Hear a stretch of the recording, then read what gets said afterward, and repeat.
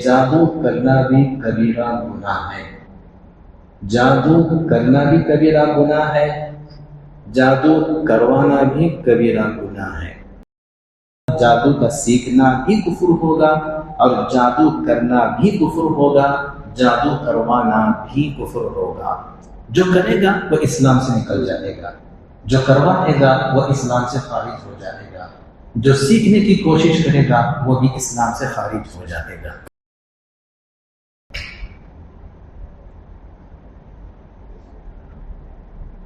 اعوذ باللہ من الشیطان الرجیم،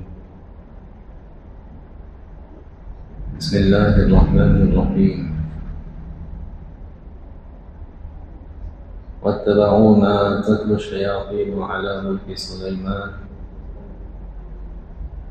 وما كفر سليمان ولكن الشياطين كفروا يعلمون الناس السحر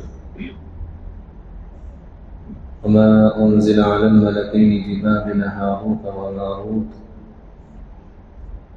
وما يعلمان من أحد حتى يقولا إنما نحن فتنة فلا تكفر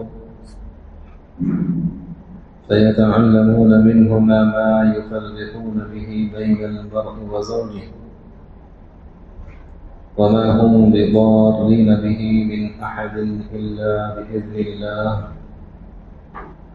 ويتعلمون ما يضرهم ولا ينفعهم ولقد علموا لمن اشتراه ما له في الآخرة من خلاق ولبئس ما شروا به أنفسهم لو كانوا يعلمون ولو أنهم آمنوا واتقوا لمثوبة من عند الله خير لو كانوا يعلمون۔ سورہ بقرہ کی آیت نمبر 102 103 تلاوت کی گئی۔ آیت نمبر 102 کے تعلق سے کچھ باتیں گزشتہ جمعہ آپ کے سامنے آئیں۔ میں نے ان آیتوں کا اس آیت کا ترجمہ کیا تھا اور حضرت سلیمان علیہ السلام کے زمانے میں آپ نے جادوگروں سے جادوگری کے فنون اور اصول کو چھین کر اسے جو اپنے تخت کے نیچے دبا دیا تھا اس کا بھی ذکر کیا تھا، اور اسی طرح سے بابل شہر میں اللہ تبارک و تعالیٰ نے 2 فرشتوں ہاروت اور ماروت کو جو بھیجا تھا ایک فتنہ بنا کر ان کے بھی قصے کو تفصیل سے بیان کیا تھا۔ اب یہیں سے بات کو آگے بڑھاتے ہیں۔ پہلے اس آیت کا دوبارہ ترجمہ کر دیتا ہوں۔ واتبعوا، ان یہودیوں نے اتباع کی، ما ان فنون کی، تتلو الشیاطین جس کو شیاطین تلاوت کرتے تھے، علی ملک سلیمان علیہ السلام کی بادشاہت کے دور میں۔ سلیمان علیہ السلام کی بادشاہت کے دور میں شیاطین جن جادوؤں کو پڑھا کرتے تھے اس کے پیچھے پڑ گئے یہ یہودی۔ وما کفر سلیمان علیہ السلام نے کوئی کفر نہیں کیا، انہوں نے کبھی کوئی جادو نہیں کیا۔ ولیکن الشیاطین کفر، لیکن شیاطین نے کفر کیا اس طرح سے کہ یعلمون الناس السحر، کہ شیاطین اور جنات لوگوں کو جادو کی باتیں سکھاتے تھے۔ وما انزل علی الملکین، اور یہ یہودی ان باتوں کے اس جادو کے پیچھے پڑ گئے جو اتارے گئے تھے، جو جادو اتارا گیا تھا 2 فرشتوں پر، اور 2 فرشتے بھیجے گئے تھے بابل شہر میں، اور ان 2 فرشتوں کے نام ہاروت و ماروت، ہاروت اور ماروت ہیں۔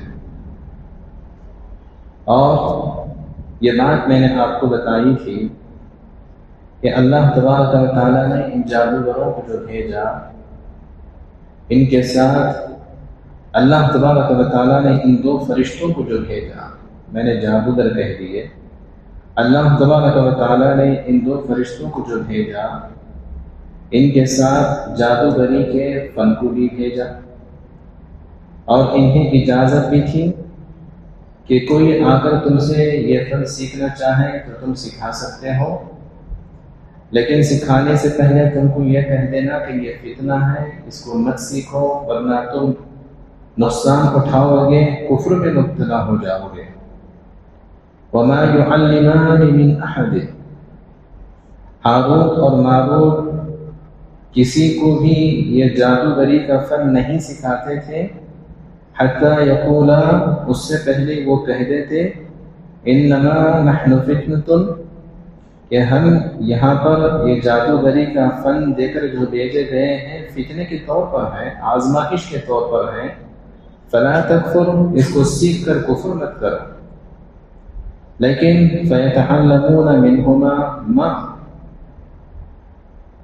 وہ لوگ اس علاقے کے ہاروت اور ماروت سے وہ چیزیں سیکھتے تھے، جادوگری کا وہ منتر سیکھتے تھے، جادو کے وہ منتر سیکھتے تھے، یفرقون بہ بین المرء وزوجہ، جس منتر کے ذریعے، جس جادو کے ذریعے وہ میاں بیوی کے درمیان توڑ ڈال دیں، میاں بیوی کے درمیان اختلاف پیدا کر دیں، دونوں کو الگ الگ کر دیں۔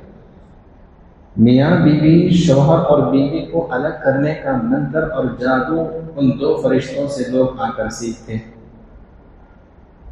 اللہ تبارک و تعالیٰ فرماتے ہیں وَمَا هُمْ بِضَارِّينَ بِهِ مِنْ أَحَدٍ، اور وہ لوگ اس جادوگری کے فن سے کسی کو بھی نقصان نہیں پہنچا سکتے، الا بإذن اللہ، مگر اللہ کی اجازت ہو، ارادہ ہو تو ہی۔ آگے بڑھتے ہیں، یہاں تک بات ہو گئی تھی۔ وَيَتَعَلَّمُونَ مَا، اور لوگ آ کر ان سے وہ چیزیں سیکھتے تھے، یضرهم، جو ان کو نقصان دے، ولا ينفعهم، اور ان کو کوئی نفع نہ دے۔ جادوگری کا فن جو ان سے سیکھتے تھے، اس سے ان کو کوئی فائدہ تو نہیں ہوتا تھا، الٹا ان کو نقصان ہی ہوتا تھا۔ وَلَقَدْ عَلِمُوا، اور یہ لوگ جانتے تھے پکے طریقے سے کہ لَمَنِ اشْتَرَاهُ، جو کوئی اس کو خریدے گا، جو کوئی اس کو سیکھے گا، مَا لَهُ فِي الْآخِرَةِ مِنْ خَلَاقٍ، اس کے لیے آخرت میں کوئی حصہ نہیں رہے گا، کچھ نہیں ملے گا اسے آخرت میں۔ یہ اچھے طرح سے جانتے تھے کہ من اشترا، جو کوئی جادو کو سیکھے گا، مَا لَهُ فِي الْآخِرَةِ مِنْ خَلَاقٍ، آخرت میں اس کے لیے کوئی حصہ نہیں ملے گا، کچھ بھی نہیں ملے گا، رتی برابر اسے آخرت میں فائدہ نہیں دے گا۔ اللہ فرماتے ہیں وَلَبِئْسَ مَا شَرَوْا بِهِ أَنفُسَهُمْ، وہ چیز بہت بری ہے جس کے ذریعے انہوں نے اپنے نفسوں کو بیچ دیا، لَوْ كَانُوا يَعْلَمُونَ، اگر یہ لوگ اس کو سمجھتے۔ خیر، اس آیت کے اندر جو تفصیلات تھی گزشتہ جمعہ میں نے آپ کے سامنے بیان کر دی تھی۔ اللہ تبارک و تعالیٰ نے کس طرح سے ہاروت اور ماروت کو بھیجا تھا، اور کس طرح سے انہیں ایک فتنے میں مبتلا کیا تھا، اور وہ آزمائش میں، امتحان میں کیسے ناکام ہو گئے تھے، ساری تفصیلات آ چکی ہیں۔ جادو کے تعلق سے یہ ایک دو باتیں تھیں جو کہنی تھی۔ جادو کا سیکھنا اور جادو کرنا دونوں چیزیں ناجائز ہیں، دونوں چیزیں حرام ہیں۔ حضرت علی رضی اللہ عنہ کی ایک بات ہے، امام ذہبی رحمۃ اللہ علیہ کی ایک کتاب ہے جس کا نام ہے الکبائر۔ امام ذہبی رحمہ اللہ نے یہ جو کتاب لکھی ہے جس کا نام الکبائر ہے، اس میں امام ذہبی رحمۃ اللہ علیہ نے ان گناہوں کو جمع کیا ہے جو شریعت کے اندر کبیرہ گناہ تصور کیے جاتے ہیں۔ جیسے جھوٹ بولنا کبیرہ گناہ، جیسے نماز چھوڑنا کبیرہ گناہ، جیسے بدکاری زنا کرنا کبیرہ گناہ۔ تو اس قسم کے جو کبیرہ گناہ شریعت کے اندر احادیث میں بیان کیے گئے ہیں، ان کبیرہ گناہوں کو مستقل الگ کر کے امام ذہبی نے ایک کتاب لکھ دی، اس کا نام رکھا الکبائر، کبیرہ گناہ۔ اگر جاننا چاہتے ہو تو اس کو دیکھ لو، عربی میں انہوں نے لکھی ہے، اردو زبان میں بھی پائی جاتی ہے، اسے خرید کر پڑھ سکتے ہیں۔ تو اس کتاب کے اندر انہوں نے کبیرہ گناہوں کو جو بیان کیا، ان کبیرہ گناہوں میں سے ایک اس کو بھی رکھا کہ جادو کرنا بھی کبیرہ گناہ ہے۔ جادو کرنا بھی کبیرہ گناہ ہے، جادو کروانا بھی کبیرہ گناہ ہے۔ وہاں پر حضرت علی رضی اللہ عنہ کے ایک قول کو نقل کیا۔ حضرت علی رضی اللہ عنہ کا قول ہے الکاہن ساحر، کہ دیکھو بھائی، جو کوئی نجومی ہوتا ہے، ستاروں کو دیکھ کر یا آنکھوں کو دیکھ کر کسی کی قسمت جو بتاتا ہے کہ ستارہ یہ ہے تو تمہاری زندگی میں یہ ہوگا، تمہاری ہتھیلی کی لکیریں ایسی ہیں تمہاری زندگی میں یہ ہوگا، فرمایا کہ یہ جو کاہن ہوتا ہے یہ بھی ساحر ہے، اس کو بھی جادوگر ہی کہیں گے۔ پھر آگے فرمایا جادوگر کیا ہوتا ہے؟ فرمایا الساحر کافر۔ حضرت علی فرماتے ہیں کہ جادو کرنے والا انسان کافر ہوتا ہے۔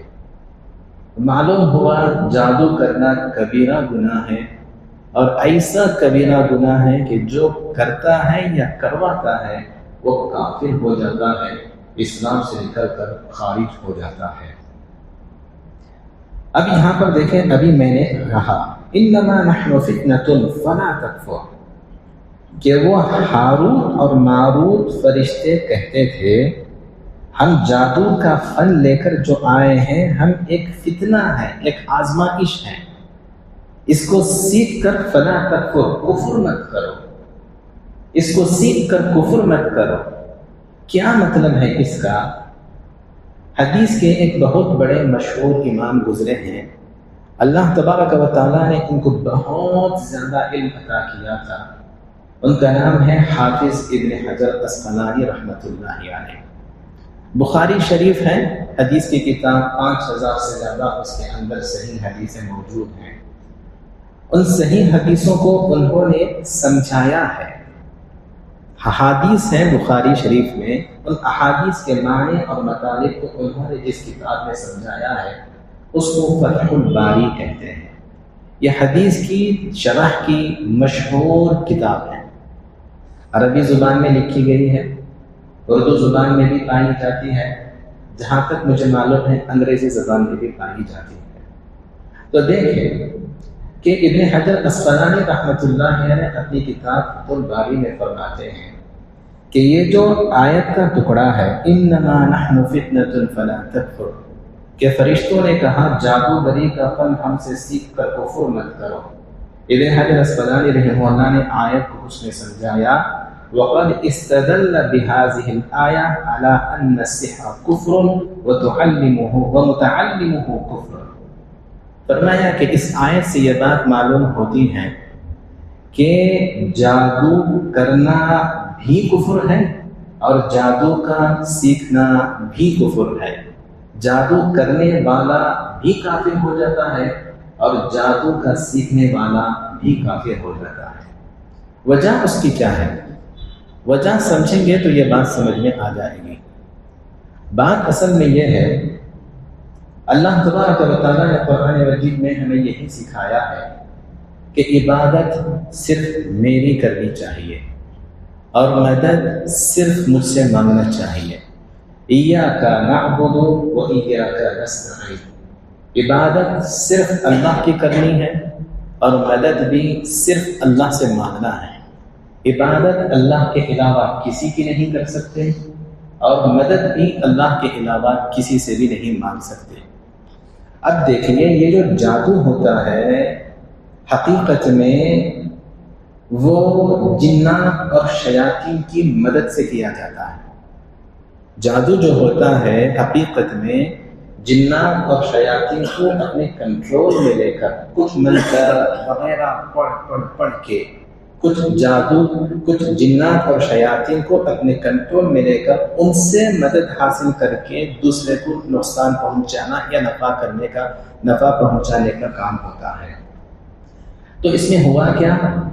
اللہ تبارک و تعالیٰ کو چھوڑ کر جنات اور جو شیاطین ہیں، اللہ کی نافرمانی کرنے والے جو ہیں، جو حقیقت میں پہلے سے کافر رہتے ہیں، ان کافروں سے مدد طلب کی جاتی ہے۔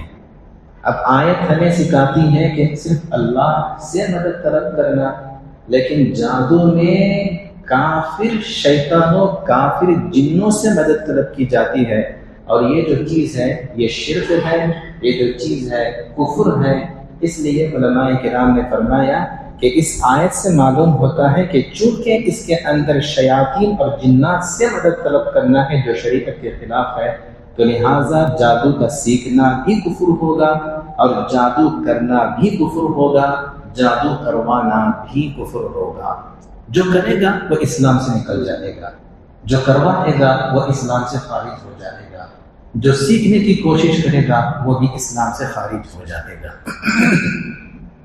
ٹھیک ہے، امام مالک رحمۃ اللہ علیہ مسجد نبوی صلی اللہ علیہ وسلم میں حدیث کا درس دیا کرتے تھے۔ بہت زیادہ اللہ تبارک و تعالیٰ نے علم کو عطا کیا تھا۔ 100 ہجری سے پہلے کے زمانے کے ہیں، صحابہ کرام کا زمانہ ہوا، صحابہ کرام کے زمانے کے بعد جو تابعین کا دور شروع ہوا، اس دور کے امام مالک رحمۃ اللہ علیہ ہیں۔ صحابہ کے شاگردوں سے انہوں نے علم کو حاصل کیا تھا۔ میں آپ کو بتاتا ہوں، حدیث کے اندر مشہور کتاب جو ہے وہ بخاری شریف ہے، جانتے ہیں سب، ہر ایک کو معلوم ہے۔ امام بخاری رحمۃ اللہ علیہ 190 میں پیدا ہوئے، 190 ہجری میں وہ پیدا ہوئے، 250 ہجری کے بعد ان کا انتقال ہوا، اور امام مالک رحمۃ اللہ علیہ 100 ہجری میں، یعنی ان سے 100 سال سے بھی زیادہ عرصہ پہلے پیدا ہوئے۔ انہوں نے ایک کتاب لکھی تھی جس کا نام تھا موطا۔ امام مالک رحمۃ اللہ علیہ نے ایک حدیث کی کتاب لکھی جس کا نام تھا موطا۔ اس کو جاننا ضروری ہے، یہی سے ہمارا تعلق ہوتا ہے، یہی سب کچھ ہمارے لیے ہے، مسلمانوں کے لیے ہے۔ بخاری شریف سے پہلے امام مالک رحمۃ اللہ علیہ نے کتاب لکھی تھی حدیث کی جس کا نام تھا موطا امام مالک۔ اس زمانے کے اندر حدیث کی سب سے صحیح کتاب امام مالک کی کتاب موطا امام مالک تھی۔ اس زمانے میں 100 ہجری کے بعد کے زمانے میں بخاری شریف سے پہلے تک بھی حدیث کی سب سے معتبر کتاب جو تھی وہ امام مالک کی لکھی ہوئی موطا امام مالک تھی۔ غور سے سنیں، وہ امام مالک رحمۃ اللہ علیہ جو مسجد نبوی میں بیٹھ کر حدیث کا درس دیا کرتے تھے، وہ فرماتے ہیں الساحر کافر، الساحر کافر۔ لاکھوں حدیثوں کا علم امام مالک کو تھا، لاکھوں مسائل ان کو معلوم تھے، قرآن مجید کا سارا علم ان کے پاس تھا، پوری شریعت کو جانتے تھے۔ فرماتے ہیں الساحر کافر، کہ بھائی ساحر جادوگر جو ہوتا ہے وہ کافر ہوتا ہے۔ پھر آگے فرمایا جو یقتل بالسحر، جادوگری ہی کی وجہ سے اس کے خلاف قتل کا گردن اڑانے کا فیصلہ سنایا جائے گا۔ انتہائی بہترین عمل ہوتا ہے جادو، انتہائی بہترین عمل ہوتا ہے جادو کروانا کسی کے اوپر۔ حدیث کی ایک کتاب ہے مصنف عبدالرزاق۔ امام عبدالرزاق جو ہے وہ آپ ایسے مان لیجئے کہ ہمارے جو امام ہیں امام ابو حنیفہ رحمۃ اللہ علیہ کے شاگرد ہیں۔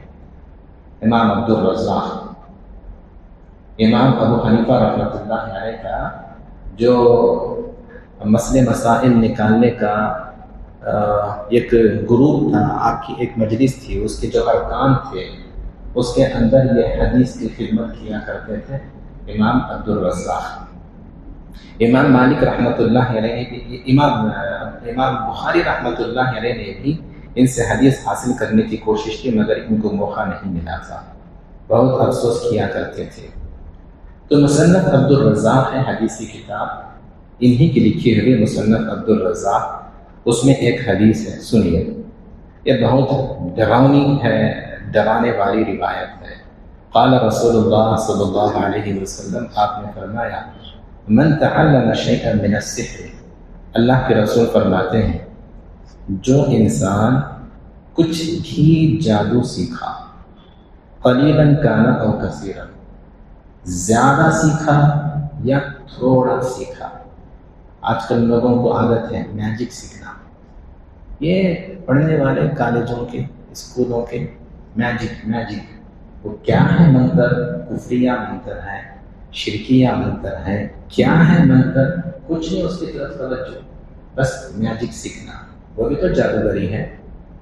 اللہ کے رسول صلی اللہ علیہ وسلم نے فرمایا، من تعلم شیئا من السحر، جو انسان جادو کا کچھ بھی حصہ سیکھتا ہے، فرمایا قلیلا کان او کثیرا، زیادہ سیکھتا ہے، پورا سیکھ لیتا ہے، یا غتی بھی سیکھتا ہے، تھوڑا سے منتر بھی سیکھتا ہے، کان آخر عہدہ من اللہ، اس کا آخری جو معاہدہ ہوتا ہے وہ اللہ سے ہوتا ہے۔ مطلب کیا؟ محدثین نے فرمایا اس حدیث کا مطلب یہ ہے کہ چلتے چلتے چلتے چلتے جادوگری میں ایسا مبتلا ہوتا ہے وہ انسان، اپنے منتروں پر بھروسہ کرتے ہوئے اللہ کا انکار کر دیتا ہے۔ میرے منتر سب کچھ کریں گے، میرے پاس جو فن ہے وہ اچھا ہے، وہ میرے ساتھ بھلا بھی کر سکتا ہے، میرے ساتھ برا بھی کر سکتا ہے۔ اللہ کا انکار کر کے وہ انجام کا کفر کے اندر مبتلا ہو کر کافر بن کر دنیا سے رخصت ہو جاتا ہے۔ تو لہٰذا یہ کچھ حدیثیں تھیں، کچھ اقوال تھے، مجھے محسوس ہوا کہ اس کو بیان کر دینا چاہیے، تو میں نے اس کو لکھ کر لایا اور اس کو بیان کر دیا۔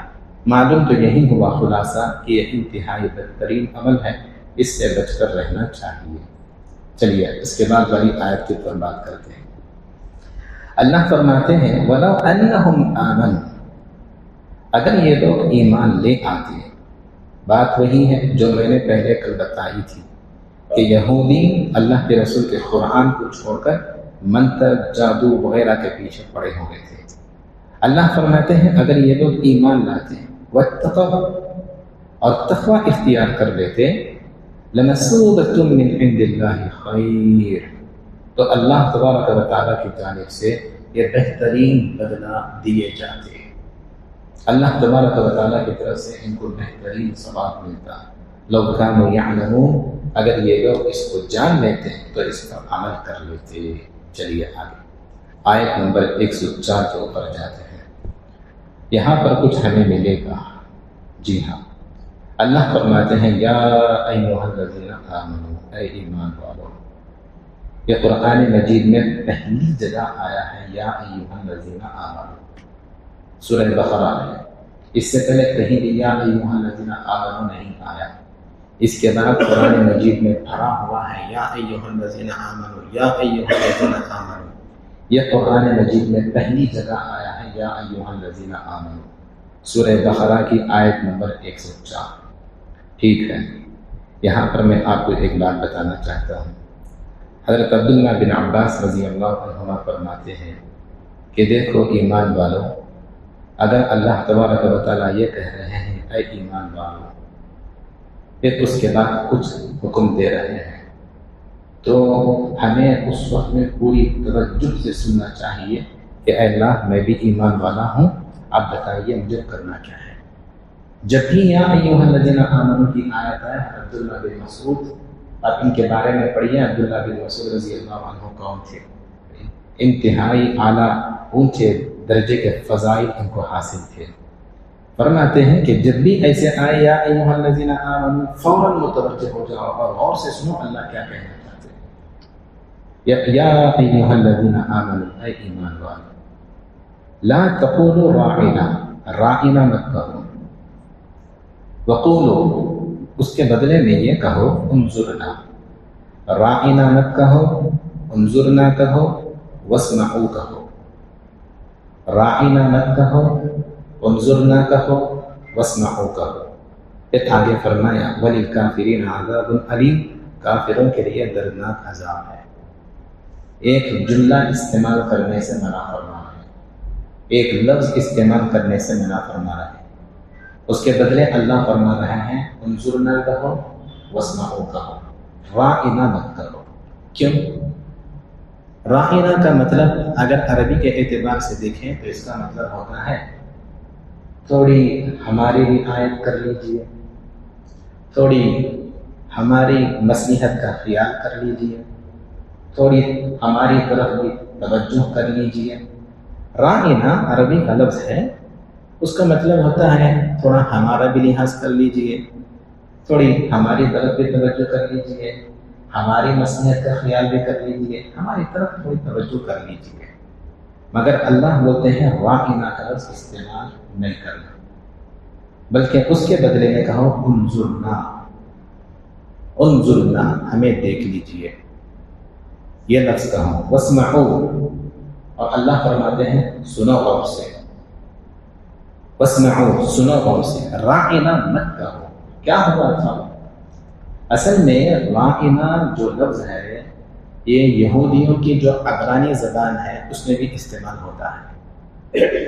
وہاں پر راعنا کا مطلب ہوتا ہے، اگر عبرانی زبان یہودی زبان سے جائیں گے تو راعنا کا مطلب ہوتا ہے تو برباد ہو جاؤ، ہار ہو جاؤ. راعنا ان کی زبان میں وہ ہے، اور عربی میں بھی آتا ہے. عربی میں جب بولتے ہیں تو مطلب ہوتا ہے تھوڑا ہماری بھی رعایت کیجیے، ہماری طرف توجہ کیجیے. وہی لفظ یہودیوں کی زبان میں استعمال کرتے ہیں تو انتہائی گندی چیز ہے، بددعا والی چیز ہے. اب ہوتا کیا تھا مدینے میں، حضور اکرم صلی اللہ علیہ وسلم کے پاس صحابہ عربی جاننے والے بیٹھے. حضور اکرم صلی اللہ علیہ وسلم کے پاس یہودی بھی آتے تھے. یہودی اپنی زبان بھی جانتے تھے اور عربی زبان بھی جانتے تھے. وہ آ کر کہتے تھے راعنا. لگتا تھا صحابہ کو عربی بول رہے ہیں، لیکن وہ استعمال کرتے تھے اپنی زبان کا لفظ جس میں معنی نکلتا تھا گندا. اب ان کے استعمال کرنے کو دیکھ کر صحابہ کرام جو عربی جاننے والے تھے، وہ عبرانی زبان تو جاننے والے نہیں تھے، انہوں نے بھی استعمال شروع کر دیا راعنا راعنا راعنا. صحابہ کو معلوم نہیں تھا ان کی زبان میں یہ گندا لفظ ہے، وہ کہنا شروع کر دیا راعنا راعنا راعنا. حضور اکرم صلی اللہ علیہ وسلم کو بھی معلوم نہیں تھا کہ کیا ہو رہا ہے یہاں پر، لیکن سارا مذاق اڑا رہے تھے. یہودی بیٹھ کر آپس میں پیچھے ہنستے تھے، ایک دوسرے کو اشارہ کرتے تھے، باہر جا کر بھی ہنستے تھے کہ دیکھو تیر نشانے پر لگا ہے، چلو اچھا کیے، کچھ تو ہم کیے، کسی بھی طرح سے تو نقصان پہنچا ہے. یہ صحابہ بول رہے ہیں اور وہ مذاق اڑا رہے ہیں. اللہ تبارک و تعالیٰ کو تو ساری چیزوں کا علم ہوتا ہے، تو اللہ تبارک و تعالیٰ نے فوراً دیکھا، اللہ تبارک و تعالیٰ نے آیت اتاری اس وقت میں کہ وہ لفظ مت کہو جس کے اندر راعنا کا، وہ راعنا کا لفظ مت کہو، راعنا کا لفظ تم مت کہو، بلکہ انظرنا کہو. راعنا کا معنی دینے والا جو انظرنا، ہمیں دیکھیے، ہماری طرف توجہ کیجیے، یہ استعمال کرو. راعنا کا لفظ استعمال مت کرو. ٹھیک ہے، یہ قصہ ہے اپنی جگہ، لیکن اس سے ہمیں مسئلہ کیا معلوم ہوتا ہے؟ علماء کرام نے اس کو سمجھایا. علماء کرام نے بتایا کہ دیکھو ایک لفظ ہے، ایک بات ہے، ایک عمل ہے، ایک کام ہے، دکھنے میں جائز ہے، صحیح ہے، کوئی غلط نہیں ہے. جیسا صحابہ راعنا جو بول رہے تھے وہ ان کے لیے کوئی غلط نہیں تھا، وہ کچھ بھی غلطی نہیں کر رہے تھے. ایک کام ہے، ایک بات ہے، ایک لفظ ہے، وہ بالکل صحیح ہے. لیکن دوسرا انسان اس سے غلط معنی لے رہا ہو تو ایسی صورت میں اس لفظ کا بھی استعمال نہیں کر سکتے، وہ کام بھی نہیں کر سکتے. مثال کے طور پر آپ اس سے سمجھ سکتے ہیں میں آسانی سے ایک لفظ بتا سکتا ہوں، جیسے ہے وندے ماترم، کتنے معنی آتے ہیں اس کے؟ بہت سارے معنی آتے ہیں اس کے، جو کتابوں کے اندر لکھے ہیں، دیکھ لیجیے جا کر۔ ہاں، صحیح معنی بھی آتا ہے، گندا معنی بھی آتا ہے۔ صحیح معنی کو رکھیے، اس کے اندر ایک گندا معنی آتا ہے کہ میں زمین کی پوجا کرتا ہوں، صحیح معنی بھی آتے ہیں اس کے اندر، اور غلط معنی بھی آتا ہے کہ میں زمین کی پوجا کرتا ہوں۔ لا تقولوا راعنا، وہ لفظ نہ کہو، آپ سمجھ رہے ہیں میں کیا کہنا چاہ رہا ہوں؟ وہ لفظ نہ کہو جس میں صحیح معنی بھی آتا ہو اور گندا معنی بھی آتا ہو، بت پرستی کی طرف بھی لے کر جاتا ہو، شرک کی طرف بھی لے کر جاتا ہو۔ تو لہٰذا اس سے یہی سمجھ میں آتا ہے کہ ایمان والا بندہ وہ کام نہیں کر سکتا کہ جس کام کے ذریعے سے دوسروں کو غلط مطلب نکالنے کا اندیشہ پیدا ہوتا ہو۔ اللہ تبارک و تعالیٰ سے دعا فرمائے اس کو سمجھنے کی، اس پر عمل کرنے کی ہمیں توفیق عطا فرمائے، آمین۔ سبحان اللہ بحمدہ، سبحانک اللہم و بحمدک، ونشہد ان لا الہ الا انت ونستغفرک ونتوب الیک۔